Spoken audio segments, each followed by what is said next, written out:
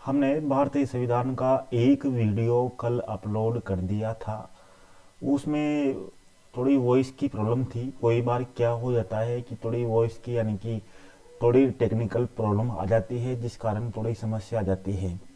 देखो, जो भारतीय संविधान है, भारतीय संविधान बहुत ही यानी कि आप देखोगे संविधान की एक ही पुस्तक है और एक ही पुस्तक में आपके कुछ टॉपिक लिए गए हैं। और हमारा उद्देश्य है कि भारतीय संविधान से हम कुल मिलाकर 10 में से 10 क्वेश्चन अपने सही जाना चाहिए। भारतीय इतिहास की बात करें तो भारतीय इतिहास का जब अपने अध्ययन किया था तो बहुत विस्तार लिए हुए भारतीय इतिहास था, यानी कि उसमें अगाध था, उसमें से कहीं से भी क्वेश्चन बन सकता था। लेकिन भारतीय संविधान की बात करें, इसका क्राइटेरिया एक निश्चित है, यानी कि इसमें जो भी क्वेश्चन आएंगे वो अपनी पढ़े हुए और समझ के आधार पर इनको हल कर सकते हैं, यानी कि कोई सा भी क्वेश्चन अपना इससे बाहर नहीं जाएगा। भारतीय संविधान में हमने आपको बताया था कि भारतीय संविधान में आपके कुल 4 और 5 यूनिट भारतीय संविधान से संबंधित है। इनमें से बात करें आपके भारतीय संविधान और संविधान की विशेषताएं, विदेशीकार और मूल अधिकार और मूल कर्तव्य, ये 3 टॉपिक तो जो आपके सीधे भारतीय संविधान में मिल जाते हैं। इसके बाद में आपकी यूनिट 5 आएगी। यूनिट 5 में आपके संसद रहेगा, राष्ट्रपति रहेंगे, राष्ट्रपति के अलावा आपके जो लोकसभा, राज्यसभा, इस तरह से आपके कुछ जो महत्वपूर्ण टॉपिक है वो उस यूनिट 5 में रहेंगे, जिसको हम विस्तार से अध्ययन करेंगे। हमने कल भारतीय संविधान के निर्माण से संबंधित का अध्ययन कर लिया था कि किस तरह से भारतीय संविधान का निर्माण हुआ, किस तरह से गांधी जी के बाद में दूसरे विश्व युद्ध के बाद में भारतीयों का सहयोग लेने के लिए यानी कि किसने संविधान सभा की मांग की, एम एन राय ने संविधान सभा की मांग की, फिर भारतीय राष्ट्रीय कांग्रेस ने 1935 में की। उसके बाद में दूसरा विश्व युद्ध आरंभ होता है, तो दूसरा विश्व युद्ध में भारतीयों का सहयोग लेने के लिए कृष्ण मिशन 1942 में भारत में आता है, लेकिन उसकी मांगों को भारतीय राष्ट्रीय कांग्रेस और मुस्लिम लीग उसको अस्वीकार कर देते हैं। उसके बाद में फिर कैबिनेट मिशन आता है, जिसमें 3 सदस्य थे। कैबिनेट मिशन के अनुसार उसको भारतीय संविधान की सभा का यानी कि जो उसने प्रस्ताव दिया था उसको दोनों ने स्वीकार कर लेते हैं। उसके बाद में संविधान सभा का गठन होता है, संविधान सभा का दोबारा पुनर्गठन होता है, यानी कि संविधान सभा का गठन जिस तरह से होता है उसमें एक तो 2 उपाध्यक्ष रहते हैं। उसका मतलब अपने कल इसका वीडियो में आपने अच्छे से देख लिया होगा, उसका दोबारा रिपीट नहीं करेंगे। साथ में ही हमने यूट्यूब वीडियो, जिसका नीचे है यूट्यूब वीडियो के संबंधित, हमने 5-6 वीडियो भारतीय संविधान से संबंधित भी डाल रखे हैं, उनसे भी आप अच्छे से क्लियर कर सकते हैं, क्योंकि हम चाहते हैं कि आपको संविधान एक बार फिर पढ़ाएं हमारी कक्षा में ही। हो सकता है आपका थोड़ा बहुत टाइम उसमें से देख लिया होगा, बहुत सुने यूट्यूब वीडियो में, और इसमें भी देखेंगे तो उनका थोड़ा टाइम ऐसा उनको लग सकता है कि हाँ टाइम थोड़ा हो रहा है, लेकिन हम चाहते हैं कि आपको अधिक से अधिक दे, इसलिए हम दोबारा संविधान को पढ़ा रहे हैं। अच्छे से पढ़ाएंगे, टाइम अपना ज़्यादा लग जाए। तो हमने समितियाँ देख ली थी, समितियाँ कितनी थी, जो प्रारूप समिति कौन थी, गठन किस तरह से हुआ, कल हमने जो वीडियो था उसके बारे में देख लिया था। बात करते हैं अन्य कार्य, यानी कि कब उसको आती इसका प्रतिष्ठिन था, संविधान सभा के मुख्य सचिव कौन थे, संवैधानिक सलाहकार कौन थे, यानी कि कितने दिन में कितने देशों का इसने अध्ययन किया संविधान सभा ने, इस तरह से इसने अपना संविधान बनाया था। तो आज हम संविधान सभा के बाद में जब संविधान लागू हो जाता है 26 जनवरी 1950 को, तो संविधान लागू होने के बाद में संविधान की मुख्य विशेषताएं कौन कौन सी थी, यानी कि मुख्य विशेषताएं कौन कौन सी थी, उसके बाद में हम उद्देश्य प्रस्ताव पढ़ेंगे, यानी कि भारतीय संविधान की ऐसी कौन कौन सी विशेषताएं हैं जिनके बारे में आज थोड़ा बहुत अध्ययन करेंगे। पहले आपको संविधान की विशेषताओं से आपको कुछ छोटा मोटा आपको समझ में आ जाएगा कि भारतीय संविधान की विशेषताएं कौन कौन सी है।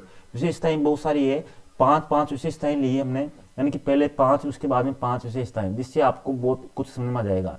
आपको संविधान सभा आपको समझ में आ गए होगा कि इस तरह से संविधान सभा के अध्यक्ष थे, किस तरह से उन्होंने काम किया। तो आज बात करते हैं, जब भारत का संविधान बनाया तो उसकी ऐसी कौन सी विशेषताएं थी जो जिससे हम संविधान को समझ सकते हैं। नंबर 1 जो विशेषता अपने समक्ष आती है वो विशेषता है कि भारत का संविधान सबसे बड़ा यानी कि सबसे बड़ा संविधान है, यानी कि सबसे बड़ा यानी कि सबसे लंबा लिखित संविधान है। यानी कि लिखित संविधान का मतलब ये है कि भारत का संविधान दुनिया का सबसे बड़ा लिखित संविधान है। देखो, संविधान 2 तरह के होते हैं, आपको ध्यान रखना है। संविधान कितने तरह के होते हैं, एक तो लिखित और एक होता है अलिखित। एक संविधान होता है लिखित, एक होता है अलिखित संविधान। बात करें विश्व में अलिखित संविधान कहाँ पर मिलता है, तो इंग्लैंड में अलिखित संविधान है, यानी कि इंग्लैंड में जो संविधान है वो लिखा हुआ नहीं है, वो अलिखित है, यानी कि परंपराओं के आधार पर वहां का संविधान चलता है। इंग्लैंड कौन सा देश, इंग्लैंड को ब्रिटेन भी कहते हैं, यहाँ के निवासी अंग्रेज कहलाते हैं, जिनके निवासियों ने यानी कि इंग्लैंड के निवासियों ने अंग्रेजों ने भारत पर शासन किया था। लेकिन जो लिखित संविधान आप ध्यान रखना कहाँ का है, इंग्लैंड का। लेकिन भारत का संविधान विश्व का सबसे बड़ा संविधान है। क्यों? क्योंकि भारत के संविधान में आपने देखा होगा कि भारत के संविधान में कुल 395 अनुच्छेद हैं। कितने अनुच्छेद है? 395 अनुच्छेद है। और प्रारंभ में इसमें मूल रूप से 8 अनुसूचियां थी, बाद में इसमें 4 अनुसूचियां और जोड़ दी गई संशोधनों के द्वारा। इस तरह से वर्तमान में इसमें 12 अनुसूचियां हो गई। मूल रूप से संविधान में कितनी अनुसूचियां थी? तो 8 अनुसूचियां थी। बाद में कितनी अनुसूचियां जोड़ी गई? तो 4 अनुसूचियां बाद में जोड़ी गई, आपको ध्यान रखना है। इसी तरह हम बात कर सकते हैं संविधान में कितने भाग है, यानी कि कुल मिलाकर संविधान में कुल 22 भाग है। ये आपको मोटा मोटा आपको ध्यान रखना है कि उस समय क्या था। अब आपके पूछा जाएगा कि आपके ये भी पूछ सकते हैं कि किस तरह से, यानी कि अगर आपके 395 ऑप्शन में नहीं है अनुच्छेद, यानी कि अलग अलग भाग से, तो आपको एक ध्यान रखना है कि 465 अनुच्छेद आए आपके ऑप्शन में, तो 465 ऑप्शन भी सही है। यानी कि विस्तार से अगर 395 आपके ऑप्शन नहीं आता अनुच्छेदों का, अगर आपके आता है ऑप्शन 465 का कि भारतीय संविधान में कुल कितने अनुच्छेद है, तो 465 अनुच्छेद भी सही है। इसी तरह आपके भाग कितने संविधान में? 22 है। अगर आपके 22 ऑप्शन में नहीं आता है और ऑप्शन में आपके 25 भाग आते हैं, तो ये भी सही है, क्योंकि 3 उपविभाग इसमें शामिल है। इस तरह से आप इसका ये जरूर ध्यान रखिए। अब आपके बात करते हैं कि अब तक हम बात करें तो अनुच्छेदों की बात करें तो अब तक लगभग भारतीय संविधान लागू होने से अब तक 2016 तक की बात करता हूं, 2016 तक लगभग 20 अनुच्छेद तो अभी तक समाप्त कर दिए गए हैं। कितने अनुच्छेद? 20 अनुच्छेद तो समाप्त कर दिए गए हैं और एक भाग हटा दिया गया है। ये क्वेश्चन आपके आ सकता है कि कितने अनुच्छेद हटा दिए गए हैं और कितने भाग हटा दिए गए हैं। यानी कि भाग नंबर 7 को हटा दिया गया है। ये संपत्ति के अधिकार से संबंधित भाग था जिसको हटा दिया गया है और लगभग 20 अनुच्छेदों को हटा दिया गया है। अब कितने जोड़े गए हैं?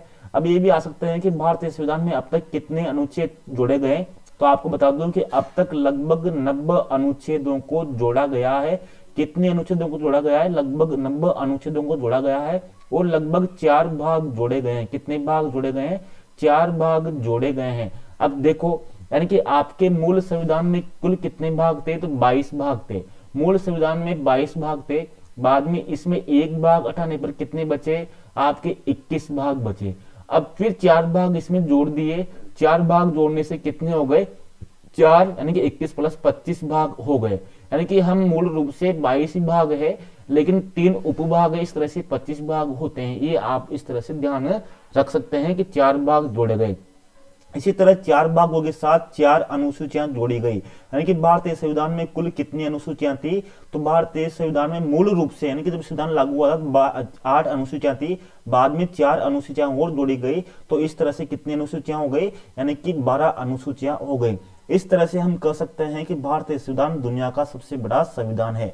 अब आपसे पूछे कि कौन कौन से भाग जोड़े गए, यानी कि 4 भाग कौन कौन से जोड़े गए, तो ध्यान रखना, नंबर 1 तो 4 ख भाग जोड़ा गया, एक 9 क जोड़ा गया, एक आपके 9 ख जोड़ा गया और एक आपके 14 क जोड़ा गया। यानी कि 4, 14, 9, 9 ध्यान रख लेना, 4 से 4, इसके पीछे 4 है, ये भी 9 है, 9 है। तो इस तरह से 4 भाग आपके जोड़े गए और अनुसूचियां 9वीं, 10वीं, 11वीं, 12वीं अनुसूचियां आपके जोड़ी गई, जो वीडियो मैंने आपके पहले भी यूट्यूब में उसमें लिख रखा है। इस तरह से जितने भाग, जितने अनुच्छेद हैं, उस आधार पर भारतीय संविधान विश्व का सबसे बड़ा संविधान है। यानी कि एक विशेषताओं से अपन संविधान की बहुत सी विशेषताओं को ग्रहण कर सकते हैं। दूसरा, भारतीय संविधान कठोर और लचीला संविधान है। कठोर और लचीला संविधान का मतलब यह है कि भारतीय संविधान के कुछ भाग, यानी कि भारतीय संविधान के कुछ भागों को संशोधन करना बहुत ही मुश्किल है और कुछ भागों को संशोधन बिल्कुल आसानी से किया जा सकता है। यहाँ से क्या क्वेश्चन बनता है, चलो देखें। यानी कि यहाँ से क्वेश्चन बनता है कि कठोर और लचीला संविधान है, दूसरी विशेषता है, तो मतलब ये है कि भारतीय संविधान के 368 अनुच्छेद में, यानी कि अगर आपसे पूछे कि भारतीय संविधान में 368 अनुच्छेद के तहत संविधान संशोधन की कितनी प्रक्रियाएं हैं, तो संविधान संशोधन की कुल मिलाकर 2 प्रक्रियाएं हैं। कितनी प्रक्रियाएं हैं? 2 प्रक्रियाओं के माध्यम से संविधान संशोधन किया जा सकता है। लेकिन अगर आपके अनुच्छेद 368 नहीं पूछे, केवल यही पूछे कि संविधान संविधान संशोधन कितने तरीके से होता है, तो आपको ध्यान रखना है कि 3 प्रक्रियाओं के माध्यम से संविधान संशोधन होता है। तो आपको जो कठोर और लचीला संविधान है, तो इस कारण है कि कुछ संशोधन बहुत ही मुश्किल से होते हैं। जैसे आपके संविधान संशोधन है अनुच्छेद 368 के तहत, इसमें आपके कुल 3 संविधान संशोधन होते हैं। कितने तरह के? नंबर 1 तो ये होता है कि संसद साधारण बहुमत के माध्यम से, साधारण बहुमत के माध्यम से किसी भी संविधान के किसी भी भाग को यानी कि संशोधित कर सकती है, ये आपको ध्यान रखना है। लेकिन आपको ये भी ध्यान रखना है कि कुछ संविधान संशोधन संसद के विशेष बहुमत से संशोधित होते हैं। अब विशेष बहुमत क्या होता है, जब हम राष्ट्रपति पढ़ेंगे तो उसमें ये अपने काम आएगा, तब वहां क्लियर करेंगे। और कुछ संशोधन संसद के विशेष बहुमत साथ में ही जो भारत के राज्य हैं, यानी कि भारत के आधे राज्यों के बहुमत के साथ, यानी कि उनके बहुमत के साथ, साधारण बहुमत के साथ उनका प्रस्ताव पारित होना चाहिए, तब जाके संविधान में संशोधन होता है। तो इस तरह से संविधान में जो 368 के तहत जो 2 संशोधन की प्रक्रियाएं हैं, उनमें ये लास्ट वाली पे ये और ये दोनों सम्मिलित है। ये साधारण संसद का साधारण बहुमत वाला इसमें सम्मिलित नहीं है। इस तरह से आप इसको याद कर सकते हो। इस तरह से यानी कि जो साधारण बहुमत से जो संसद जो संशोधन कर सकती है उसको कहते हैं यानी कि लचीला संविधान, और जो विशेष बहुमत यानी भारत के आधे राज्यों के बहुमत से जो पारित होता है उसको कहते हैं कठोर संविधान। इस तरह से दोनों तरह से इसमें अपनाया गया है। तीसरा है सरकार का संसदीय रूप, यानी कि भारत का जो सरकार का रूप कैसा है, संसदीय रूप है। अब कैसे, यानी कि भारत में जो सरकार है वो संसदीय है। संसदीय का मतलब ये है कि जो लोकतंत्र होता है, लोकतंत्र में 2 तरह की सरकार होती है। 2 तरह की सरकार कौन कौन सी होती है? एक तो होती है आदेशात्मक सरकार, आदेशात्मक सरकार, एक होती है संसदीय सरकार। तो बात करें आदेशात्मक सरकार, ये अमेरिका में है। कहां पर है? अमेरिका में। और जो संसदीय सरकार है वो भारत और ब्रिटेन दोनों में है। ये आप इस तरह से देख सकते हैं, यानी कि अमेरिका में भी लोकतंत्र है और भारत ब्रिटेन में भी लोकतंत्र है, लेकिन जो सरकार का रूप है वहां अमेरिका में आदेशात्मक है, भारत में संसदीय है।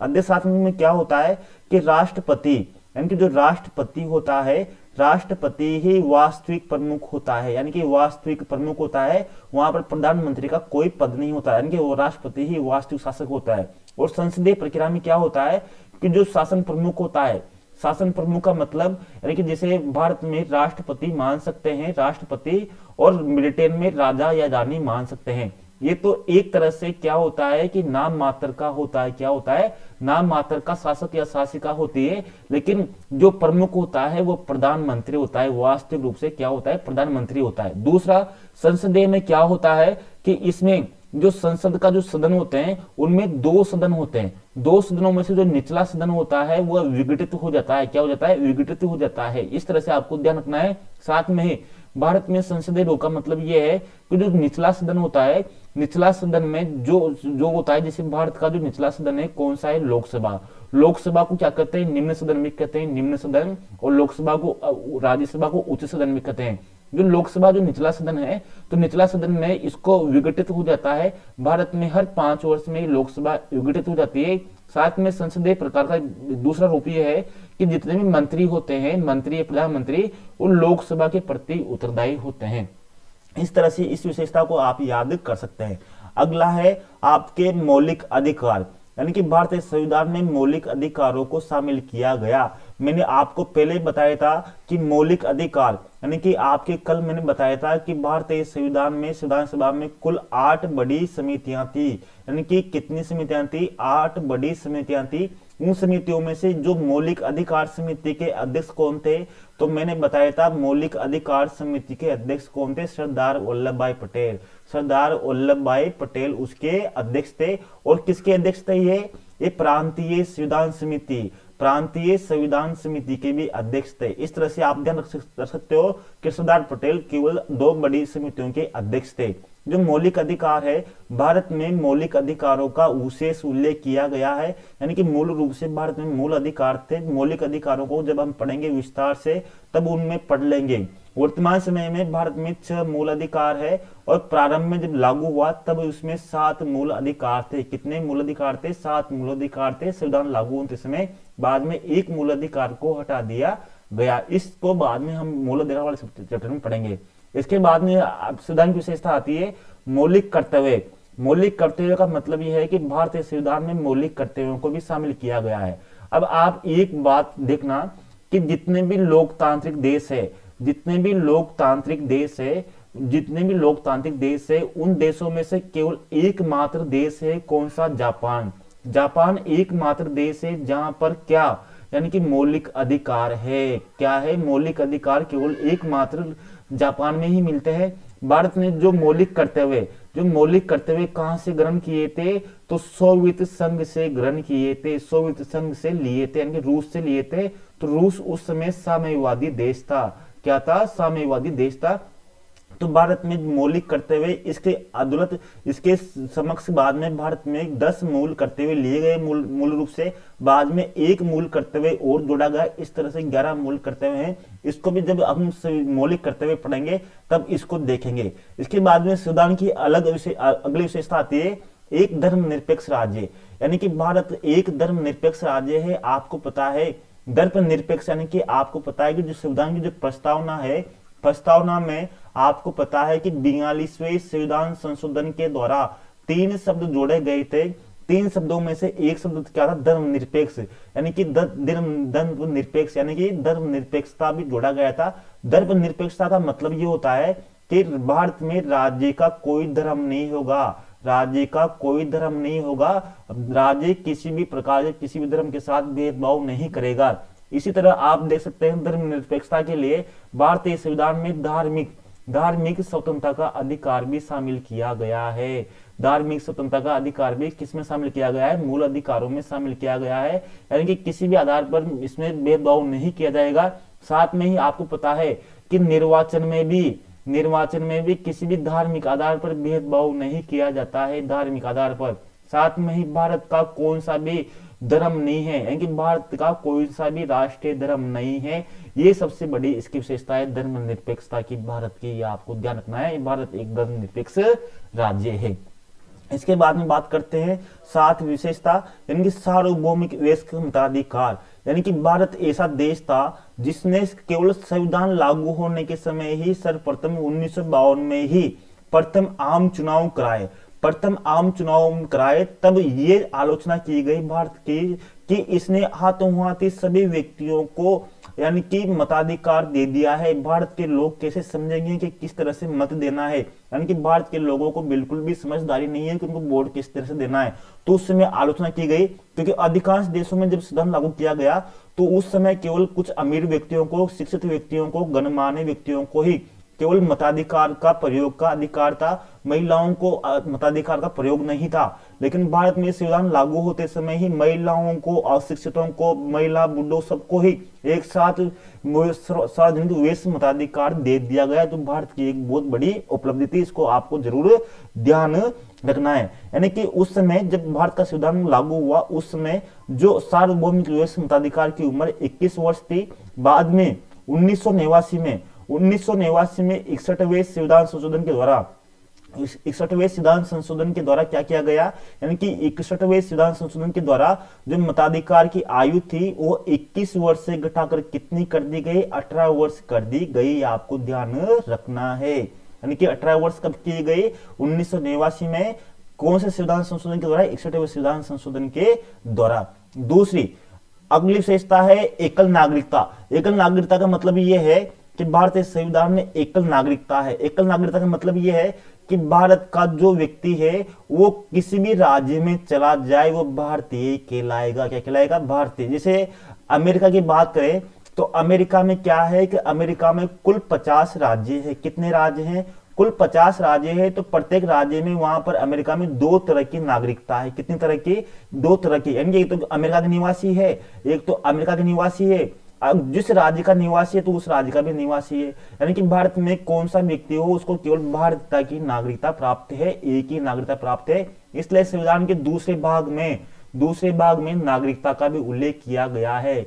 दूसरेता का यानी कि अनुच्छेद 5 से लेकर 11 तक नागरिकता से संबंधित अनुच्छेद शामिल किया गया है। अगला विशेषता है आपातकालीन प्रावधान, यानी कि भारतीय संविधान में आपातकालीन प्रावधानों का प्रावधान किए गए हैं। आपातकालीन प्रावधान का मतलब यह है कि भारत में अगर कोई भी संकट उत्पन्न हो जाता है तो उस समय आपातकाल के समय क्या किया जाएगा। तो इस कारण भारत के राष्ट्रपति को यानी कि भारत की संसद को उस समय, यानी कि जो भारत इतना विशाल देश है तो भारत की संसद एक तीव्र गति से फैसले ले और भारत एक तरह से एकात्मक व्यवस्था में शामिल हो जाए। एकात्मक यानी कि भारत में संघात्मक और एकात्मकता का मिश्रण है। लेकिन जब आपातकाल आए, जिसे मान लीजिए युद्ध आ जाए या किसी आक्रमण हमला हो जाए या फिर भारत में सैनिक विद्रोह हो जाए और किसी भी तरह की आपदा आ जाए, तो उस समय भारत के जितने भी राज्य हैं उन सभी राज्यों की शक्तियों को गौण कर भारत की संसद एक मुख्य शक्तिशाली बन जाए। तो इसके लिए आपातकालीन प्रावधान किए गए हैं। इन प्रावधानों के तहत 352 अनुच्छेद, 356 अनुच्छेद, 360 अनुच्छेद, इन 3 अनुच्छेदों में विशेष रूप से आपातकालीन प्रावधान किए गए हैं। साथ में अन्य भी प्रावधान है, जैसे 365 अनुच्छेद है। तो इनमें कहा गया है कि 352 अनुच्छेद के तहत राष्ट्रपति राष्ट्रीय आपातकाल लगा सकता है। राष्ट्रीय आपातकाल, इसकी विशेष चर्चा हम करेंगे राष्ट्रपति वाले टॉपिक में। इसी तरह 356 के तहत अगर कोई राज्य अपनी सीमाओं के भीतर कार्य नहीं कर रहा है तो वहां पर राष्ट्रपति शासन लगाया जा सकता है। राष्ट्रपति शासन लगाया जा सकता है। एक बार क्वेश्चन आया था कि कौन से राज्य में राज्यपाल शासन लागू होता है, तो राष्ट्रपति शासन अलग है, राज्यपाल शासन अलग है। तो पहले जम्मू कश्मीर में केवल एकमात्र जम्मू कश्मीर में राज्यपाल शासन शामिल था। 360 के तहत वित्तीय आपातकाल लगाया जा सकता है, क्योंकि भारत में पैसों की तंगी आ जाए, आर्थिक संकट आ जाए, तब वित्तीय आपातकाल लगाया जा सकता है। वित्तीय आपातकाल की बात करें तो भारतीय संविधान में इन सब आपातकालों में वित्तीय आपातकाल एक बार भी नहीं लगाया गया है। क्वेश्चन बन सकता है कि निम्न में से कौन सा आपातकाल अभी तक प्रयोग नहीं किया गया है, तो अनुच्छेद 360 को अभी तक एक बार भी प्रयोग नहीं किया गया है। इस तरह से आपको इनको ध्यान रखना है। संविधान की अगली बात करें, संविधान की अगली विशेषताओं की, तो त्रिस्तरीय सरकार, यानी कि भारतीय संविधान में जो विशेषताओं में क्या है, त्रिस्तरीय सरकार, यानी कि भारतीय संविधान में कितनी तरह की सरकार है, त्रिस्तरीय। त्रिस्तरीय का मतलब यह है सबसे ऊपर जो सरकार रहेगी वो रहेगी केंद्र सरकार, केंद्र सरकार के जो नीचे रहेगी वो रहेगी राज्य सरकार, और राज्य सरकार के नीचे रहेगी स्थानीय स्वशासन सरकार, स्थानीय स्वशासन सरकार। बात करें तो संविधान में स्थानीय स्वशासन का उल्लेख अनुच्छेदों में था, लेकिन व्यापक रूप से 73वें व 74वें संविधान संशोधन के द्वारा स्थानीय सरकार को मजबूत किया गया। हालांकि इसका उल्लेख तो था स्थानीय सरकार का, लेकिन इसमें एक नियमित चुनाव नहीं थे। तो इन संशोधनों के द्वारा एक तो नियमित चुनाव किए गए, साथ में इनके लिए वित्त की व्यवस्था की गई, साथ में ही एक राज्य निर्वाचन आयोग की व्यवस्था की गई। इस तरह से वर्तमान में 3 तरह की सरकार है, केंद्र सरकार, राज्य सरकार, स्थानीय सरकार, जिनका उल्लेख हम आगे जाकर करेंगे। इस तरह से भारतीय संविधान की कुछ विशेषताएं थी जिनको आपको ध्यान रखना है। हो सकता है मैंने आपको थोड़ा पास्ट पढ़ाया हो, तो इनको आपको अच्छे से ध्यान रखना है। बात करें आपके अगली बात करें तो आपके एक और विशेषता आपको ध्यान रखनी है, क्या कि भारतीय संविधान में एक सहकारी समितियों को भी एक अगली विशेषता पढ़ सकते हैं 11 या 12वीं की सहकारी समितियां आपकी क्वेश्चन आ सकता है सहकारी समितियों का, कि भारतीय संविधान में सहकारी समितियों को भी शामिल किया गया है। यानी कि अनुच्छेद 97वें संविधान संशोधन के द्वारा 2011 में किया गया था, तो सहकारी समितियों को संवैधानिक दर्जा दिया गया था। यानी कि सहकारी समिति को गठित करने का एक मौलिक अधिकार भी बना दिया गया है। आपके पूछ सकते हैं कि सहकारी समिति गठित करने का कौन सा मौलिक अधिकार है, तो आपको ध्यान रखना है कि अनुच्छेद 19 के तहत सहकारी समितियां गठित करने का एक मौलिक अधिकार है। साथ में सहकारी समितियों को एक नया भाग भी जोड़ा गया है, यानी कि एक नया भाग भी जोड़ा गया है। कौन सा? यानी कि 9th बी भाग जोड़ा गया है। तो आपसे पूछ सकते हैं कि 9 बी भाग किससे संबंधित है? तो सहकारी समितियों से संबंधित है। 97 संविधान संशोधन किससे संबंधित है? सहकारी समितियों से संबंधित है। इस तरह से आपको ये विशेषता भी आपको ध्यान रखनी है। ये आपके विशेषताएं होती है भारतीय संविधान की, जो आपको अच्छे से ध्यान रखनी है। अब कुछ पेज हम इनको जोड़ना होगा, क्योंकि हमारे पेज इसमें हो गए, तो 1 मिनट रुकिए, तो आप हम थोड़ा बहुत पेज जोड़ देते हैं इसमें। तो बात करते हैं अगली भारत की प्रस्तावना की। प्रस्तावना को जो हम अध्ययन करेंगे तो आपको ध्यान रखना है, प्रस्तावना का हम 4 तरीके से अध्ययन करेंगे। कितने तरीके से? 4 तरीके से अध्ययन करेंगे, क्योंकि भारत की प्रस्तावना को उद्देशिका भी कहा जाता है, उद्देशिका भी कहा जाता है। प्रस्तावना के बारे में हमने एक यूट्यूब पर, यानी कि आपके कोर्स में यूट्यूब पर एक वीडियो अलग से ही ऐड कर रखा है, तो उसको आपको जरूर याद करना है। भारतीय संविधान की जो प्रस्तावना को पढ़ेंगे हम 4 तरीके से पढ़ेंगे। यानी कि संविधान में जो प्रस्तावना है उसमें नंबर 1 तो यह है कि संविधान के अधिकार स्रोत क्या है, यानी कि प्रस्तावना में जो क्या दे रखा है संविधान के अधिकार स्रोत। साथ में प्रस्तावना में भारत की प्रकृति क्या दे रखी है। साथ में प्रस्तावना में संविधान के उद्देश्य क्या दे रखे हैं। साथ में प्रस्तावना में संविधान लागू होने की तिथि क्या दे रखी है। ये आपको ध्यान रखना है। जैसे हम कहते हैं कि जो संविधान जो लागू हुआ कब हुआ? 26 जनवरी 1950 को, 1950 को। लेकिन आपसे पूछ ले कि प्रस्तावना के अनुसार संविधान लागू होने की तिथि क्या थी, तो क्या थी? यानी कि 26 नवंबर। यानी कि प्रस्तावना में दिया गया है कि 26 नवंबर 1949 को संविधान लागू हुआ, अंगीकृत हुआ, एकीकृत हुआ। ये आपको ध्यान रखना है। इस संविधान की प्रस्तावना के बारे में आज कुछ थोड़ा बहुत देख लेते हैं, ताकि आपको ध्यान रहेगा। यानी कि प्रस्तावना या उद्देशिका आपको पता है कि 13 दिसंबर संविधान सभा में 13 दिसंबर 1946 को जवाहरलाल नेहरू ने, आपको पता है मैंने बताया था आपको कि 9 दिसंबर 1946 को संविधान सभा की प्रथम बैठक हुई थी। संविधान सभा की प्रथम बैठक हुई थी। प्रथम बैठक में की अध्यक्षता सच्चिदानंद सिन्हा ने की थी, सच्चिदानंद सिन्हा ने की थी। इसके 2 दिन बाद में ही 11 दिसंबर 1946 को डॉक्टर राजेंद्र प्रसाद को स्थायी अध्यक्ष चुना गया था। इसके फिर 2 दिन बाद में ही 11 दिसंबर के बाद में 13 दिसंबर के बाद में, यानी कि 2 दिन बाद में ही 13 दिसंबर 1946 को ही जवाहरलाल नेहरू ने एक उद्देश्य प्रस्ताव प्रस्तुत किया था। उद्देश्य प्रस्ताव, वही उद्देश्य प्रस्ताव प्रस्तावना का रूप जाना जाता है। यानी कि वही उद्देश्य प्रस्ताव क्या था? प्रस्तावना थी, जिसका उल्लेख उद्देश्य प्रस्ताव में मिलता है। साथ में उद्देश्य प्रस्तावना को पालकी वाला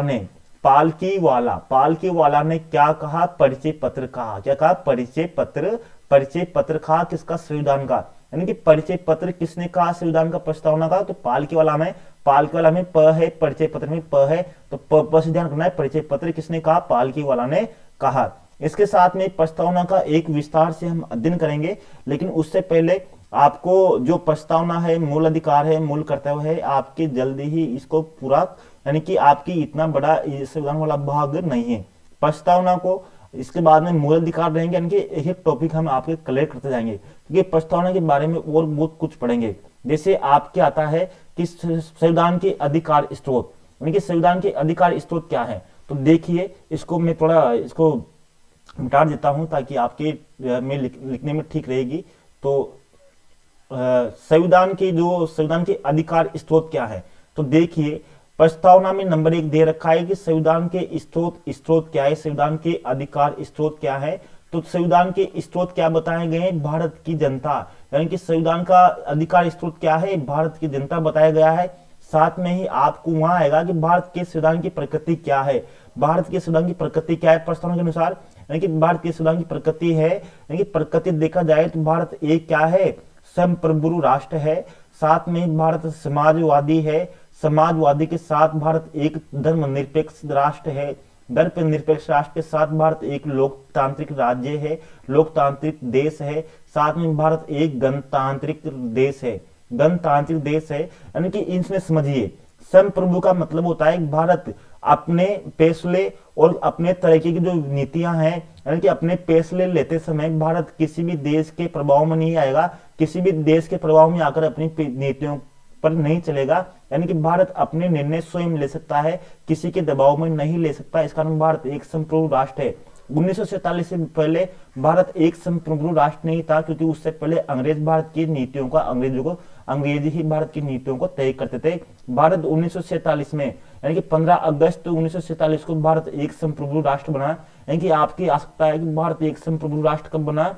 15 अगस्त 1947 को बना। इसके बाद में समाजवादी, भारत एक समाजवादी राज्य है। कब बना? यानी कि इसमें समाजवादी राज्य ये 42वें संविधान संशोधन के द्वारा प्रस्तावना में जोड़ा गया था। धर्मनिरपेक्ष भी 42वें संविधान संशोधन के द्वारा जोड़ा गया है। यानी कि समाजवादी का मतलब ये है कि अधिकांश जो राज्य के जो संसाधन है उन पर सरकार का ही अधिकार रहेगा।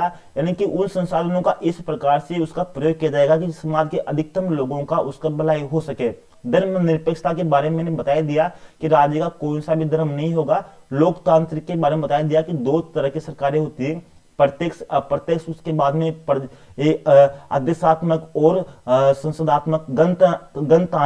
गणतांत्रिक का मतलब यह है कि भारत का जो प्रमुख होगा वो निर्वाचित होगा न कि वंशानुगत। दो तरह की सरकार होती है, एक होती है राजतंत्र सरकार, एक होती है गणतंत्र सरकार।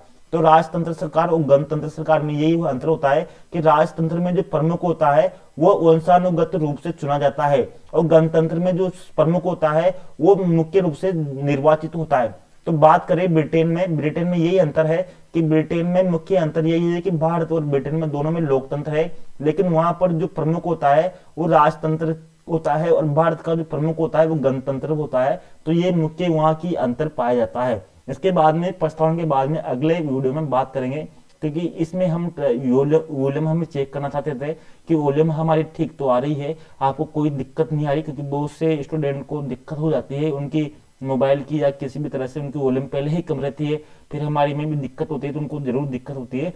तो आपको आगे बताएंगे प्रस्तावना के बारे में, फिर उसके बारे में संविधान को विस्तार से अध्ययन करेंगे। और साथ में ही अपना जो भारत का इतिहास जो कंप्लीट हो गया था, तो भारतीय इतिहास से संबंधित अपना 21 नंबर का वीडियो अभी अपलोड नहीं हुआ है, तो उसको वीडियो अपलोड करेंगे। साथ में ही भारतीय इतिहास की एक टेस्ट सीरीज लाएंगे, क्योंकि हमने आपके लगभग 20-21 वीडियो आपके भारतीय इतिहास के कोर्स वालों के ऐड कर दिए हैं, तो उनसे संबंधित आपके टेस्ट सीरीज अलग से लाएंगे, मैं उसको हल कराऊंगा ताकि आपके भारतीय इतिहास से कोई भी प्रश्न आपके बाहर नहीं जा पाए। आज के लिए धन्यवाद, नमस्कार, जय हिंद।